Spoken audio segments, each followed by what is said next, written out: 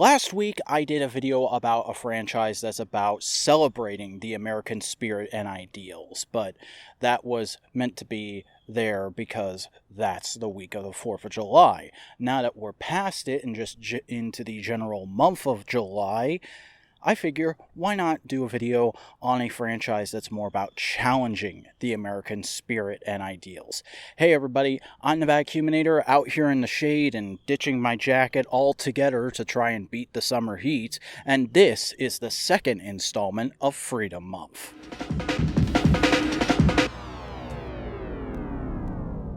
Captain America is a character that's seen a lot of love and attention over the last few years because of his use in the Marvel Cinematic Universe.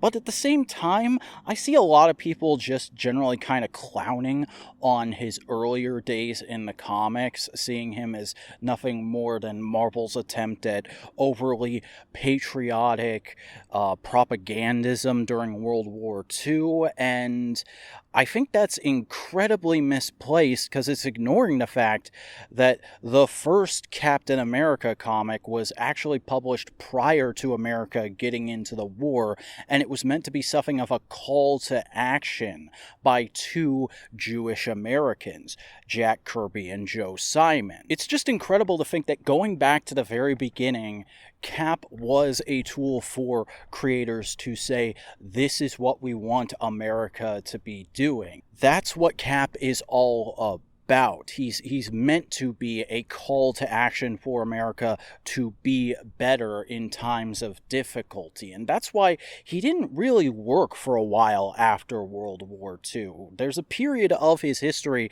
that's now been retconned to have been part of John Walker's time as Captain America, where Cap was being written as very much a straight propaganda tool, fighting things like communism and the Red Menace during the 50s, which is just kind of awkward and bad. Like, after World War II, Cap kind of stalled out and didn't really get better until Jack and Stan brought him back via the Avengers. And in his solo stories, we saw the more recognizable take on him as this symbol of a bygone, innocent age of America being confronted with the harsh reality of America's present. Like, for as old and antiquated as the writing style of that era tends to be, I actually think a lot of the 60s Cap stories are worth checking out. Stuff like him having this very volatile confrontation with Nick Fury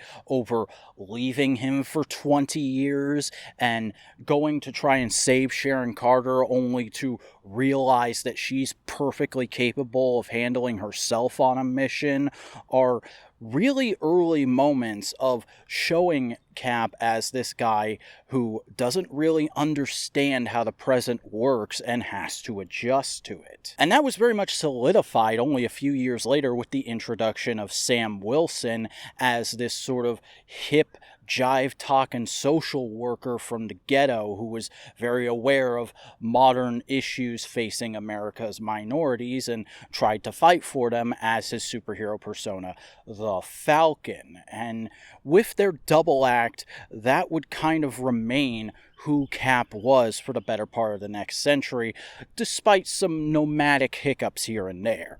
Though, of course, I'm pretty sure the big thing most people know that version of Cap for is in the modern era, when Ed Brubaker brought back Bucky, Cap's original sidekick, as the Winter Soldier. This sort of allegory for how America tends to abandon its servicemen and women after they outlive their usefulness, and that can lead to all kinds of trauma and potential future issues for the country. Like, I'm kind of skipping through it as I speedrun Cap's history here, but the original Brubaker run that introduced Bucky as the Winter Soldier is really worth checking out if you haven't, and if that's too many issues for you, maybe check out the miniseries Kyle Higgins did on the character just a few years ago that I found to be really interesting and compelling and even a bit emotional at times. And of course, Sam and Bucky's sides of the issues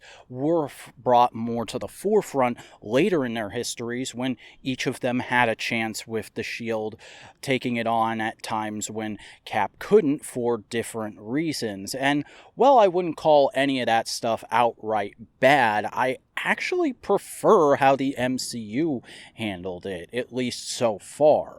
I actually really liked the Falcon and the Winter Soldier being this nice break after 3 very solid movies about celebrating the American spirit, dealing with the fact that our government often isn't actually on our side, and trying to remain autonomous in a world of all-consuming mistakes from our past, alongside lots of fun little side moments in the Avengers movies. You know, it was just nice to get that little breather after all of that to explore who Sam and James are, what makes them tick, and why they would or wouldn't be interested in picking up the Shield respectively. And getting to spend all that time with the characters made it so much more satisfying when Sam finally put on the suit and verbally bitch slapped the shit out of a senator at the end of the show. It's what makes the Falcon and the Winter Soldier my favorite of the MCU Disney Plus shows so far. As much of a hot take as that seems to be, and hey, if you like hot takes, do the YouTube things, like, comment, subscribe, tell me I'm wrong about stuff, and stick around to tell me I'm wrong about other stuff, because that's how you stay successful on this site. And let's not forget, while all that stuff was happening in the movies and on streaming, Cap comics were still coming out every month, and a lot of them were still pretty good and interesting. You had Remender's run exploring Cap as an example of the indomitable human spirit. You had Spencer's run, which tried to use Cap to confront some very real issues that America was facing at the time. And then you had Wade's run, which took it back to basics in a very fun and comfy way. And now we're in the current Kelly run, which has been doing this kind of big bombastic culmination of all of it before JMS comes in to presumably try something new and interesting.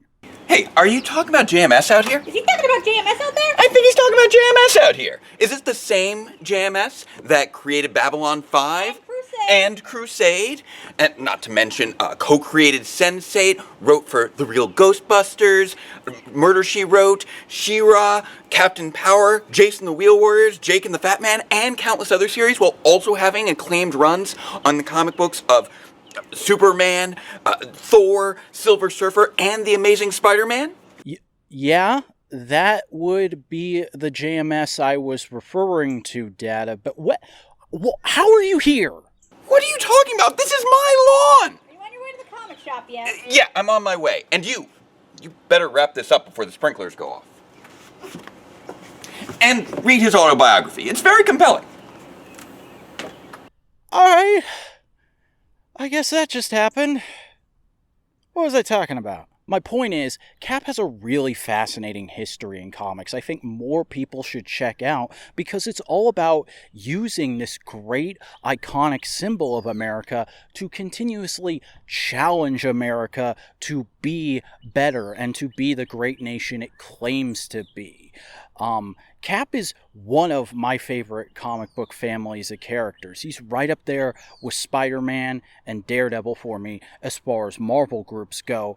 And if you want to write him off as just an outdated patriarchal symbol that was used by the Marvel Cinematic Universe to create kind of a good boy archetype, I mean, that's fine, you do you, but you're missing out on some good literature. So until next time, this is the Vacuuminator reminding you that you never fail until you stop trying.